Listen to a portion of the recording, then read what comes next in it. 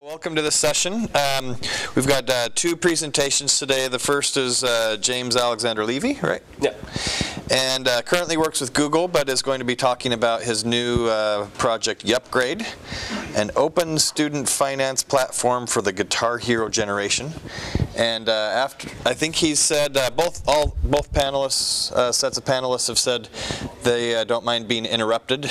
So if you have questions, just go ahead and shout them out. We'll go directly from James to Stevie, Rocco, and Brian Panulla? Panulla. Sorry, I didn't ask your last name. Both from Penn State, and they'll be talking about leveraging community crowdsourcing from the grassroots level. So without further ado, James. Okay, great. Thank you, Jonathan. So I'm going to be talking about student finance, and most of the sessions so far have been about content, and this is more about the finance side. And the way I like to think about this issue is that we're in the process of building a new type of learning environment. So by that I mean, in this open educational world, we have the auditoriums, we have the lecture halls, because we already have some tools that we're building for content and for collaboration. But in this new type of university, there's no student finance office, and there's no financial aid. And while open educational resources does reduce the need for student finance, there's no way that it could completely eliminate that this need is present, especially in the sciences and in fields where there are physical equipment and real expenses that really can't be avoided.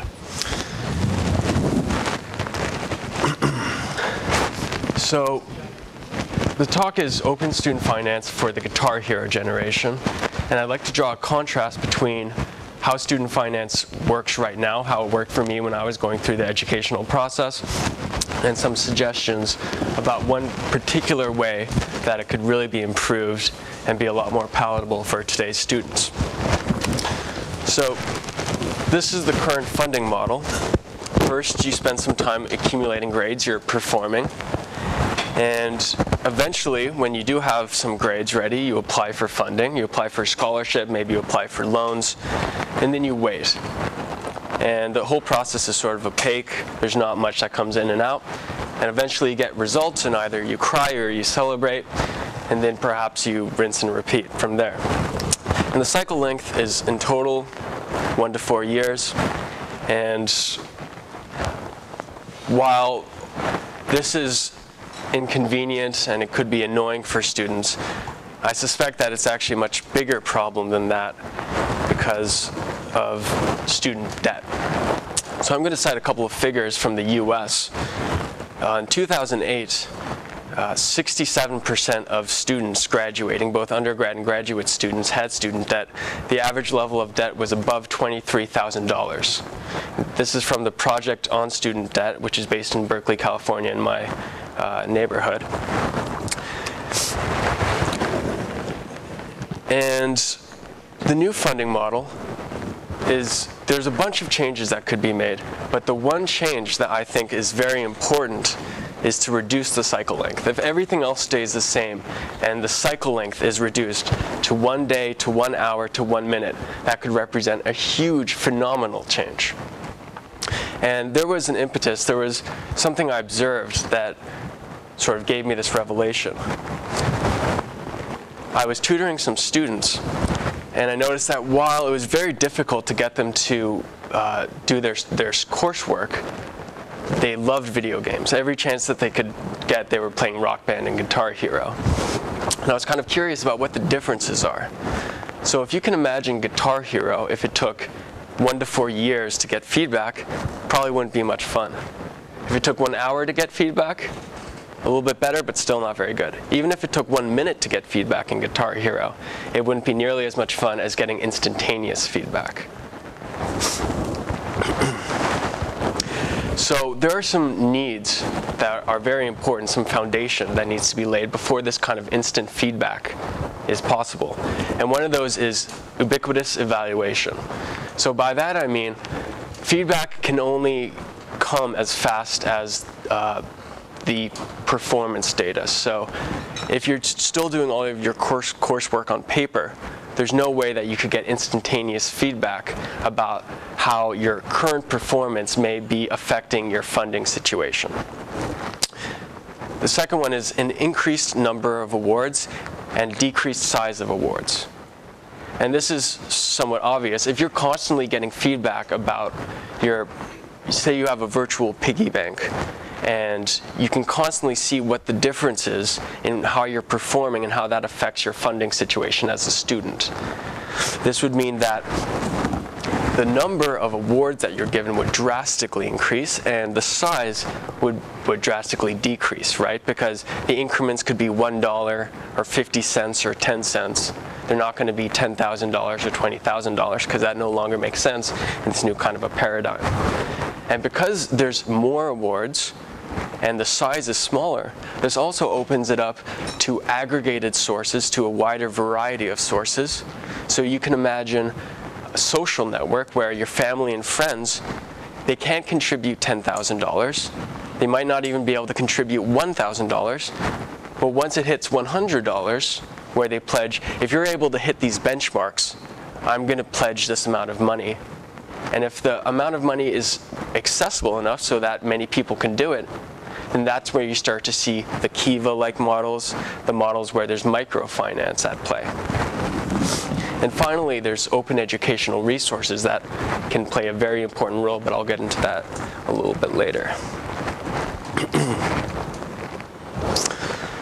So I want to address a couple of concerns or objections about this new type of paradigm for student finance that I've heard when proposing it before.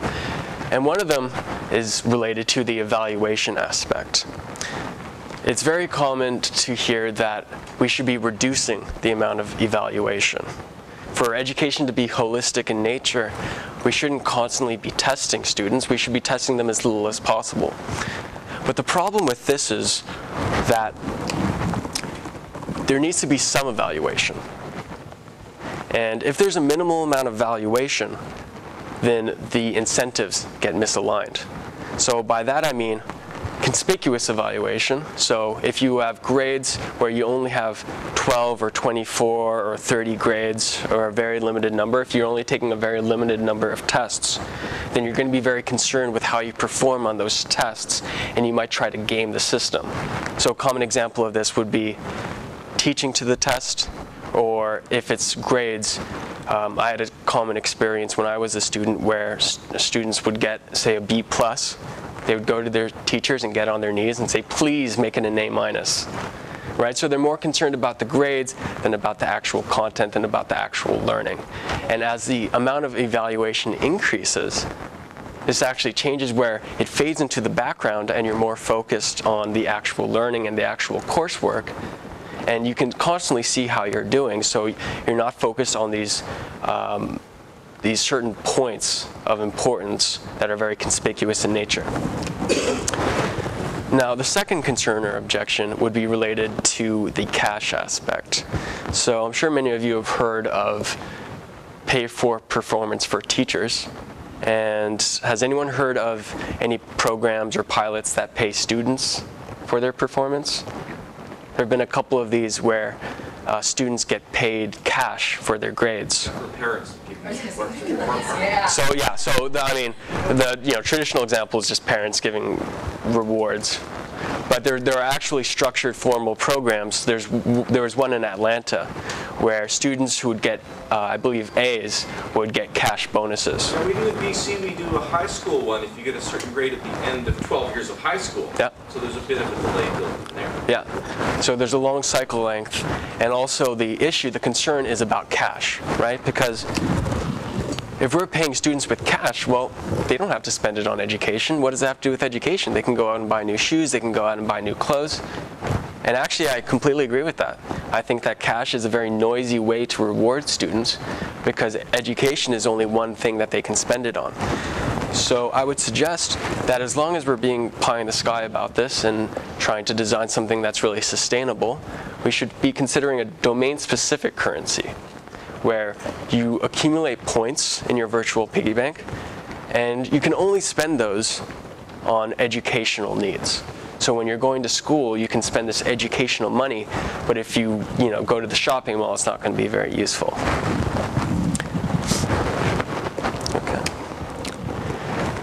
Now, while this may seem like it's a very big vision and would require a lot of change, it's actually already starting to happen in very small increments.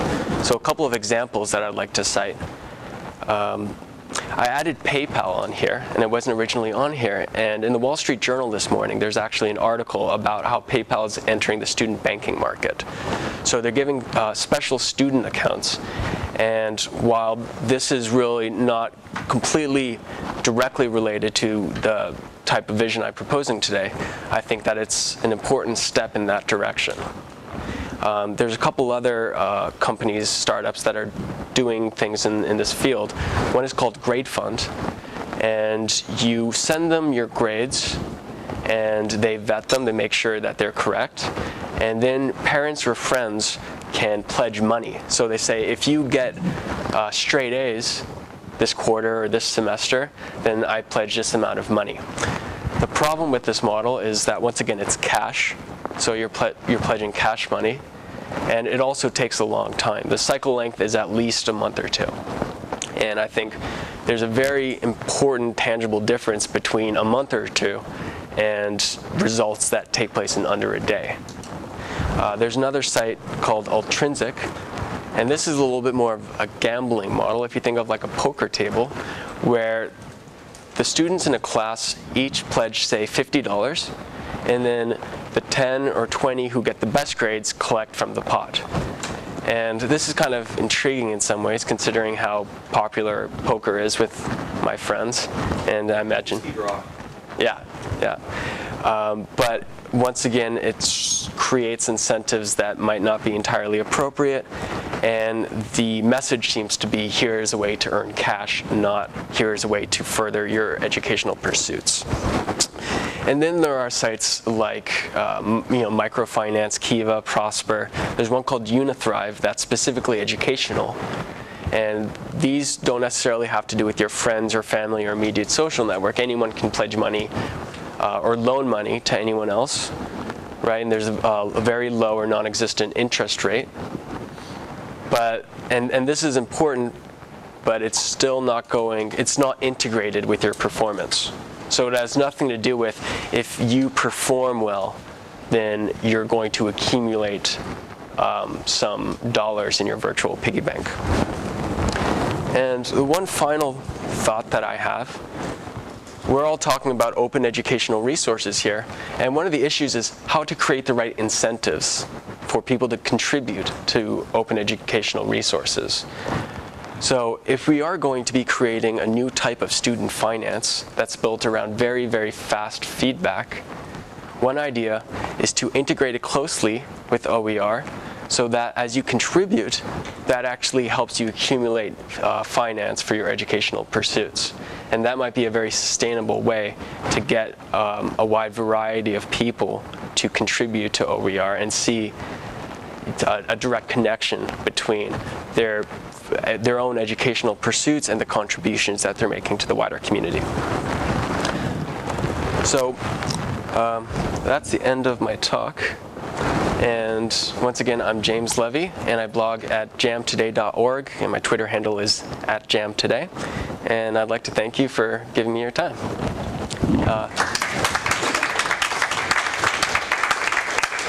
Any questions? Okay, great. Oh, yeah? What was the teaching to the test? Yeah, so teaching to the test, that basically means that there's a variety of reasons why you would teach to the test, but because there's a few tests, it depends on what country that you're in, what market that you're in, but there's usually at least one very, very important test that you take, say when you're in high school, when you're in grade 11, grade 12, and that determines what colleges you can get into and so forth, and possibly what type of finance you can have access to. And so what ends up happening is the teachers and the curriculum ends up being geared towards how you can score well on the test, and it has less directly to do with how can you learn or how can you become engaged with a body of knowledge. So if the testing was more ubiquitous, was more constant, then it would fade into the background and there would be less need to focus on the conspicuous nature of that test. Does that make sense? Yeah. I'm from the University of Michigan, and we have a program actually that uses students to help create OER. Sometimes they'll create their own, sometimes they'll just be kind of converting what the faculty have done into open resources. And you know, we're always looking for new ways to give students incentive to participate. A lot of the times they just volunteer. Sometimes we pay them, but the idea of actually giving them funding for their education has come up, but more from the credit perspective, right, as opposed to the cash. And there's not a very easy, automatic way to do it. It would be manual. The cycle length would be long. And you know, I'm a software developer, so I really like the idea of having data platforms where people can do their own things with them. They can extend them. It's all very open, and you know, there can be a lot of experimentation that can happen. And you know, one idea would be if you contribute to an educational resource and your contribution is a very popular one, say measured by page views or measured by ratings or something like that, then that would make a difference in how much it would your contribution would affect your virtual piggy bank. We should probably jump to the, okay. So just to make sure they have time. We'll leave some time at the end for general questions on this. Thanks, James. Yep.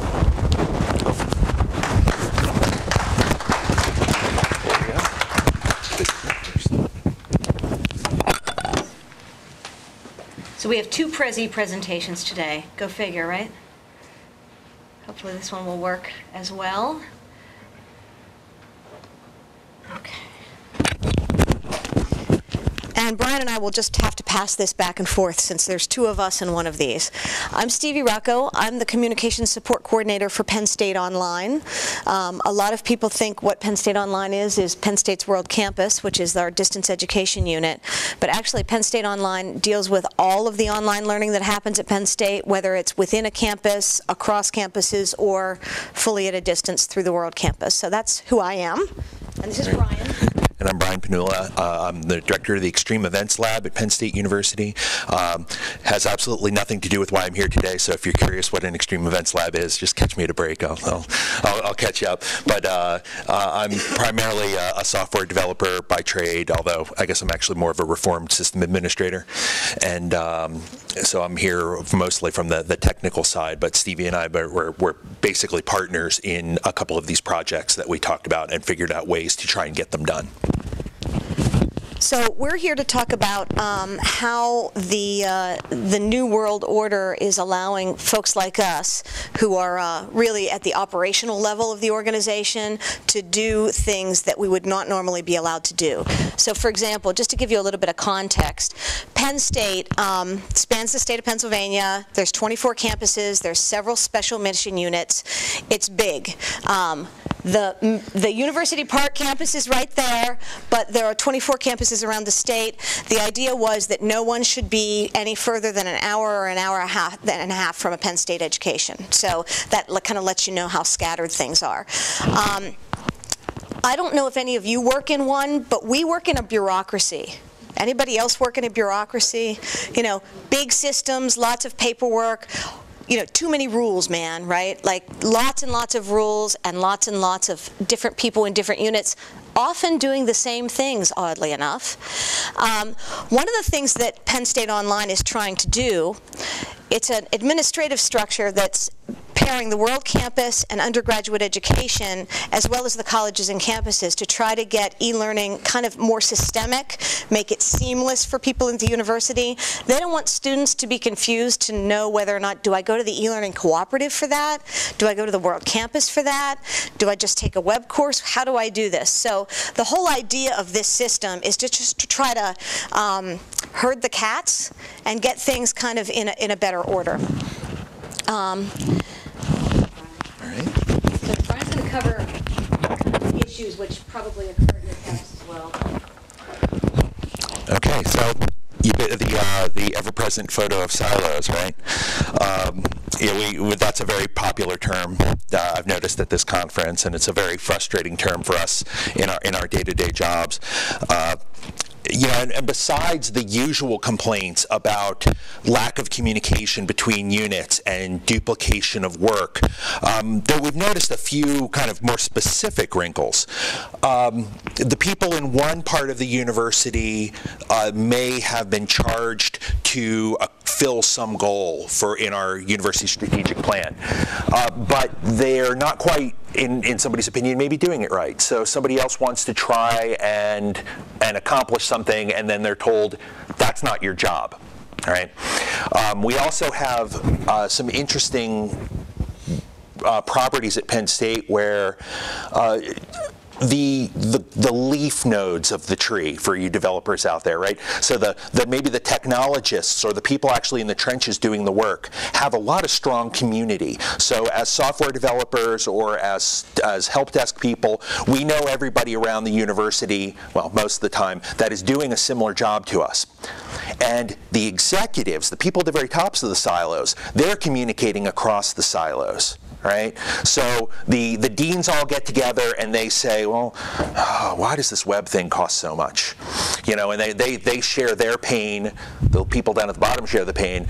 But I've noticed that the project managers, the middle management, kind of communicate up and down. And there's not really a lot of communication laterally there. And that's really kind of, in my opinion, where a lot of the silo problem has a focal point. I'll come back to that in a little bit. So accountability has come to roost in higher education, certainly at least in the United States. Where I think we had a free pass for a very long time, where we had money and we could afford to make decisions not necessarily in the most efficient way. And as a colleague of ours says, we could make business decisions by an academic process, right? Which doesn't always turn out right. So now, as money's starting to dry up, our professional development plans are becoming, can I buy you a book? So we don't have a lot. We have to find new ways to do professional development. Some of the things like the viral professional development we've heard about here, conferences like this that manage to keep the price down, that's most excellent. So we're strained with budgets. A lot of the effect of this is that people walk around with doing trees, and that's one of the things that I'm always complaining about, is that you're trying to get more work done with less resources. You're communicating. You don't have time to communicate across the silos, so you're really, really busy kind of just getting your work done. You have your head down. You're looking at all the trees. And nobody's really standing up and looking at the bigger picture. We're not seeing the forest. We don't look at the systemic effects of our decisions. And so even if another unit has been charged with doing something, if we don't think they're doing it well enough, there's not really time to talk to them about it, so people often just build it themselves. So then you have two competing projects, one that's sanctioned, one that's not. You kind of get the idea. It's a little bit of a Wild West, but at the same time, it's bound within this very heavy kind of bureaucracy, rule-bound system.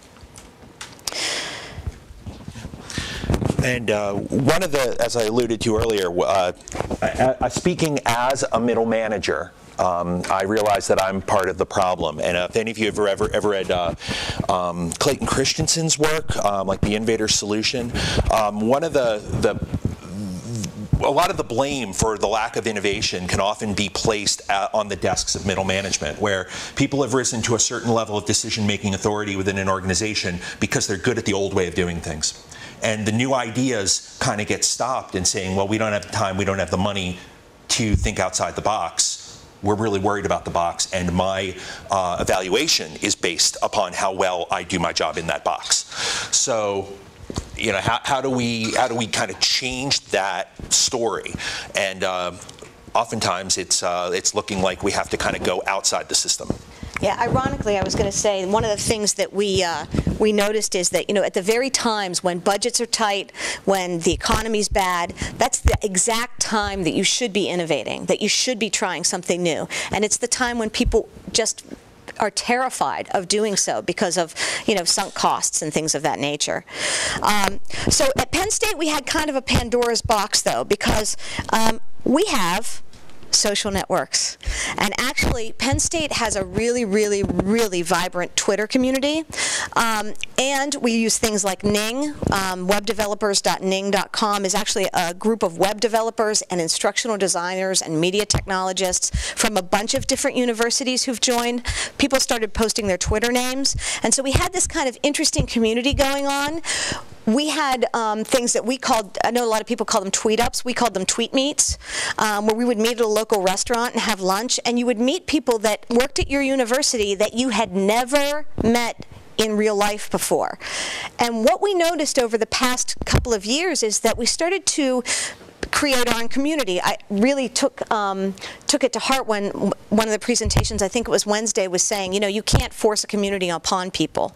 But we were lucky enough to actually have one already because of Twitter and Facebook and Ning. And so these social networks and this community that had been created had already had kind of a strong roots in folks. And so when we had questions that were work-related, or when we thought there might be a project out there that would cross lines with what we were doing, we posted it on Twitter and saw what kind of feedback we got. So we had that, and it's Pandora's box because it's really outside of what the university is prepared to deal with, right? They're not equipped to deal with this sort of cross-silo, underground, grassroots kind of communication that can be seen as rather disruptive to the typical hierarchical structure that they're used to.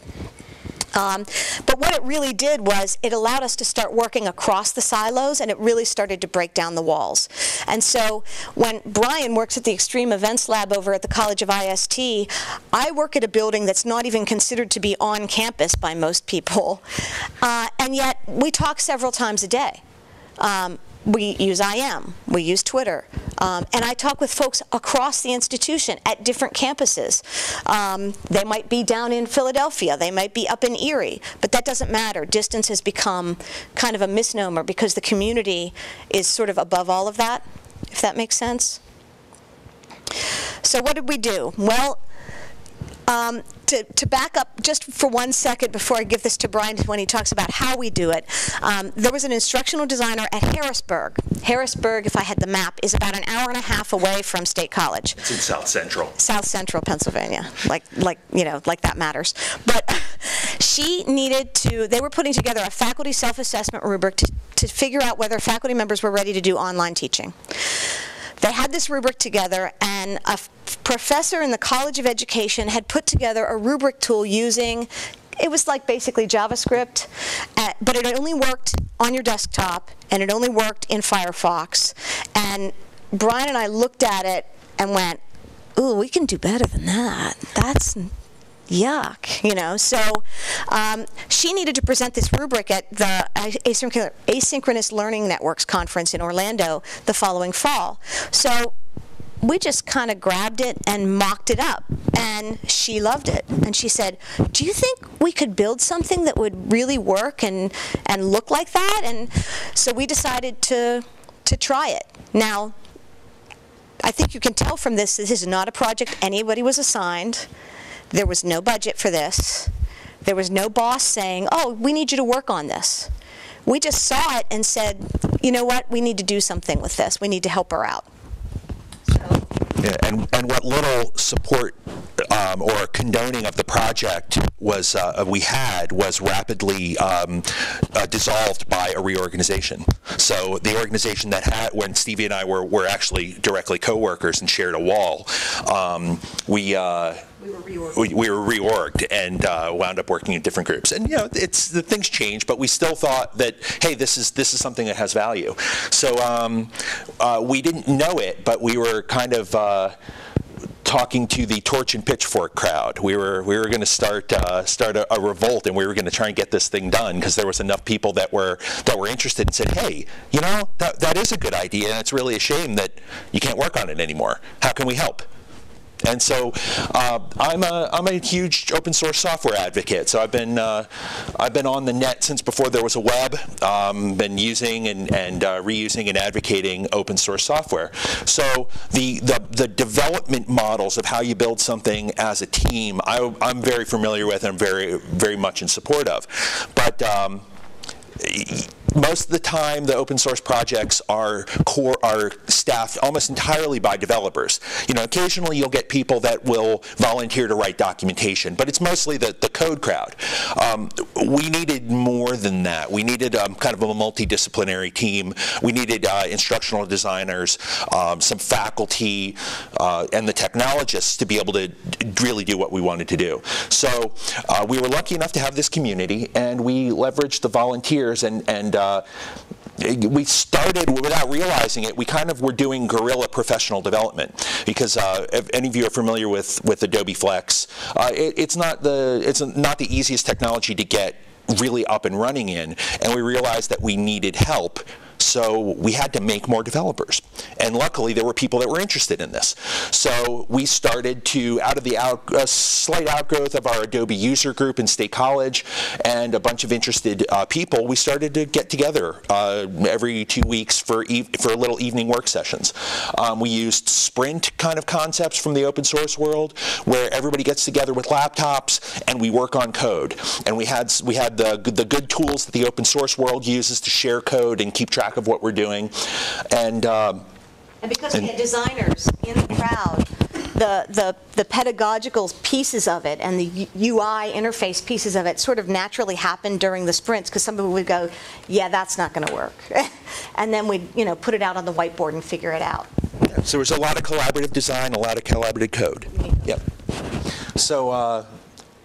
Then we also rewarded ourselves. So after we would do these code sprints, we went out and played trivia at a local brew pub, and we had the fortune of winning a couple of times because we had a lot of people with a lot of obscure knowledge. Disciplinary team.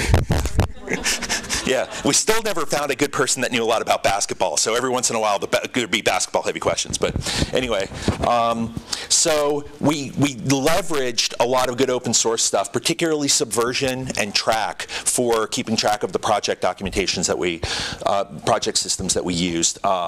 And Flex Builder, while not open source, is open. The Adobe stuff tends to be open source friendly, and you can do it more open source. But we really were hitting for that technology target. Just a note for the folks who are not necessarily code junkies.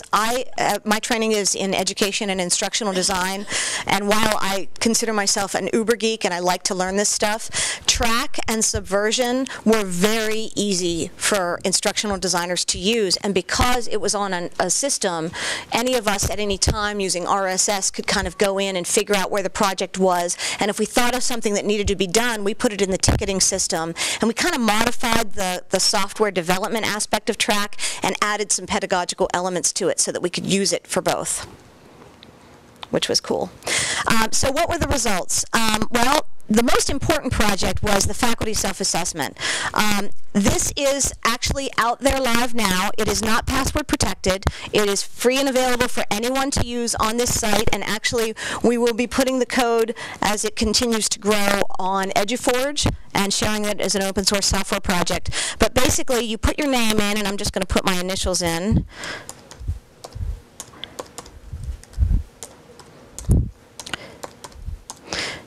And what this does is it took the rubric that they put together in the pedagogical committees, and it has categories of organization and time management, communicating online, teaching an online experience, and the technical skills. And faculty members can simply go in, and it doesn't keep track of anything. The only reason you put your email address in is that it will email you the results along with all the links to resources. And so they can come in and they click on where they are, or where they think they are. And so it's just your basic rubric for self-assessment, and I'm going to keep doing this because you have to fill out the whole thing. We have it rigged so that you can't continue unless you finish the whole thing. But it asks you questions about, copyright and using permission or having Creative Commons resources. So just people can kind of take a look at it and figure out whether or not they're really ready. And when they've completed the whole thing, they've completed all 22 items, and they click finished, it has just emailed me my results. So the email has already been sent, but it also gives me the score, what I put, and some feedback on each item, along with the total down here. There are links in here that you can go to, and you can sort it based on score, so that you can kind of see where you are. And then when you're done with it, you can just review your results in your email. So it was kind of a nice way for faculty members to kind of see whether or not they're ready to teach online, see if they have the requisite skills, see where they fall. The rubric itself was worked on by a committee. It was not worked on by this particular group, although we definitely had folks who were involved in working on the rubric also on the team. It was just a group of folks who said, you know, you need a way to present this to people. Let's help you figure that out. We also did an interactive timeline for another course, but I'm not going to spend too much time showing that. What are the lessons for this? Well, we came up with several. First of all, if you have the silos, you're not going to be able to do it. Having that community that we had had in place was hugely important. And yeah. How did you have that community? How did it pre-exist?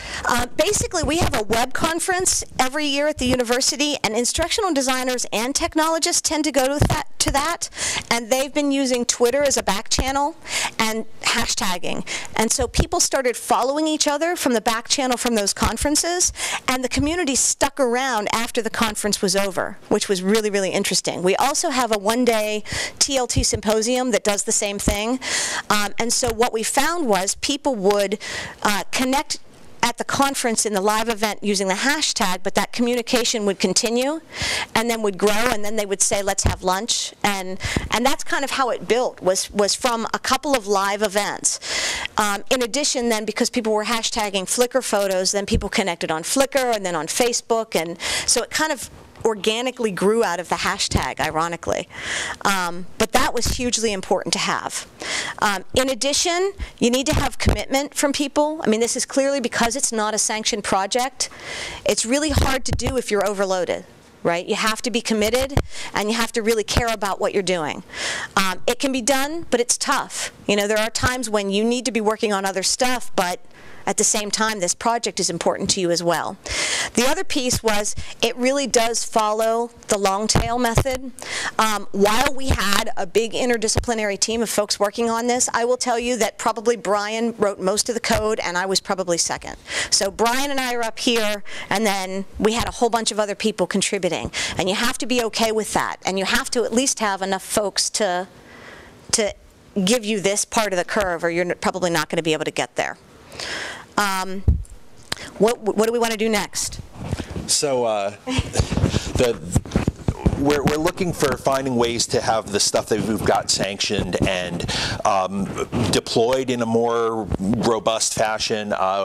We're somewhat nervous about just completely open sourcing the code of what we wrote, because we're all Penn State employees, and technically Penn State owns everything we have, and I don't know if we really have the... say that. We were going to apologize. Oh, yeah. So yeah. But, you know, getting some organization around it and maybe creating, I hate to say creating a system, because I hate to put anything in a box, but having a system so that we could replicate this, I think could be a really powerful model for us doing all kinds of projects together across institutions, you know. I mean, we talk about cooperating with other institutions, and we're not really good at cooperating within one. So I think, I mean, to me, that feels like a place that we could start. And are there any questions? This is just our contact information and stuff. Yeah? Under what circumstances would you release the source code?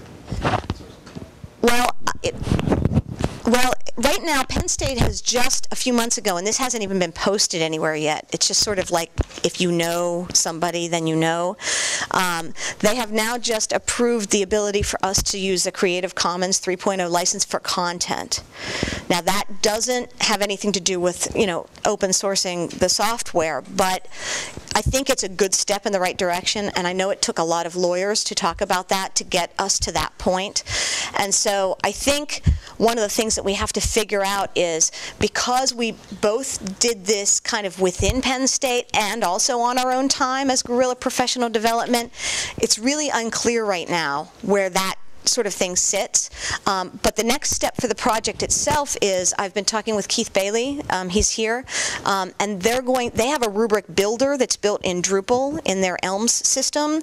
And what we're going to do is we're going to take this front end on the usage tool, and we're going to put that with their builder and try to make it something a little more enterprise-wide. And my guess is because they've been able to release that, we would be able to release this under those conditions. What's Yeah. that person's name? Keith Bailey. Yeah. He's here. I can show him to you after.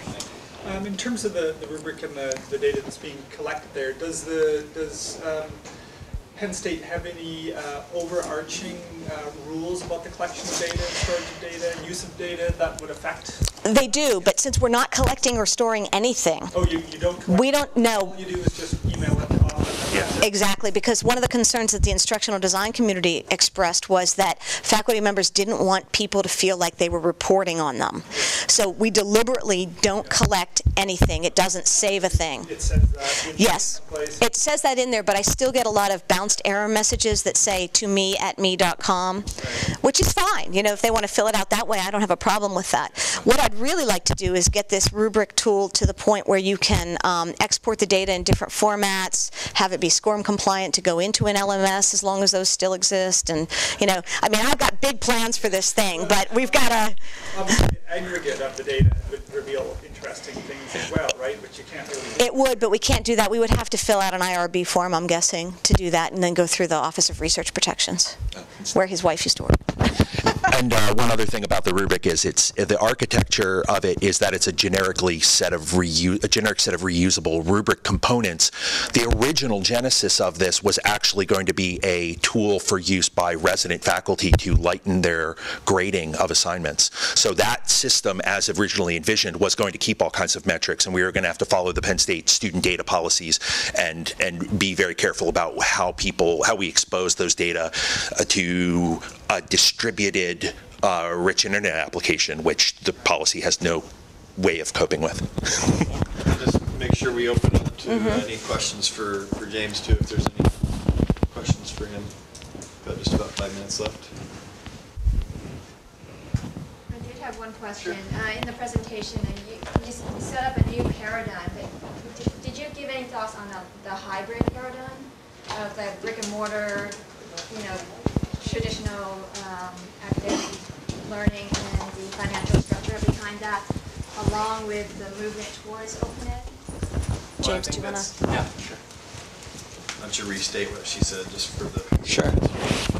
So the question was about a hybrid model where elements of the existing brick and mortar model could be kept, but then this new student finance paradigm involving microfinance and faster feedback could be incorporated into an online environment. Yeah.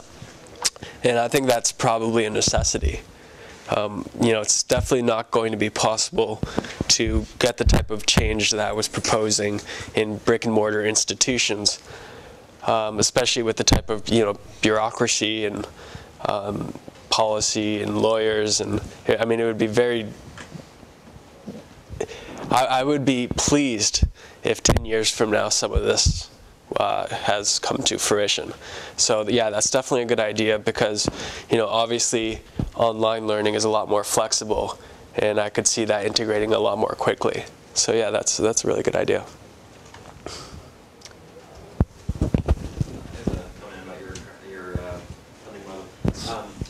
I think it has to be adopted on an institution level, but just one college could do it, and then you know, that students could hear, oh, if I go to such and such university, I can pay for part of my degree by just, you know, doing a little bit of work, you know, while I'm doing my homework anyway.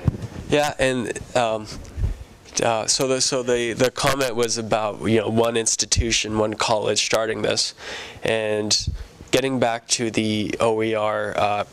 Incentivizing contribution to open educational resources, say a high-profile school such as MIT with its open courseware, if they started giving you, it's sort of a hybrid between merit and need, which is sort of an interesting aspect on its own. But if they started giving you small discounts on tuition for contributing to their resources, then I could certainly see that taking off, where people who might not be able to afford the full tuition or might not get the type of financial aid package that they desire, it's always possible. It merges the merit and need, because if you need financial aid, then you can earn that merit by contributing. So yeah, I think that's a very good idea, and I'd really like to see that happen. Maybe one more question? If there's any? This is what we'll from Penn State. Have you received any kind of recognition from universities? This is a model for other universities. On the way we did it? Yeah, the crowdsourcing, the informal methods of tapping into the... That would be no. The university is well aware of the fact that we have done it, because the website that this currently sits on is the Penn State online administrative site for administrators, faculty, and staff. So they're sending faculty members to this site to use the rubric and some other quality assessment information that's here. But there hasn't been a real discussion of how we did it and of the difficulties inherent in working across silos. I think that's a good point, and probably should be part of the next upcoming conversation. When I've brought up the difficulties inherent in doing this, the answers that I've gotten most of the time have been, well, how much money would you need to get it done? So it's sort of that traditional hire a grad student, have someone do it. It wasn't really, well, let's look at the process in the system to see how we can make this a little easier. It was more of the traditional, well, if you have trouble getting it done because none of you have time, let's just hire someone, kind of an answer. I'd rather go the other way, though. Yeah, and a slight variation on that is there are other groups at Penn State that are using a similar, although more officially sanctioned, open source collaborative development model. A group at Penn State is very big in the Plone community, and they regularly contribute. Their developers have clearance to contribute code back under open source licenses to the Plone code base while working their day jobs. So, and those are cross-unit organizations, but that took a lot of work from a university standpoint to get all of those units together and agree to work to do that. So there's precedent, and I think it's going to happen more and more.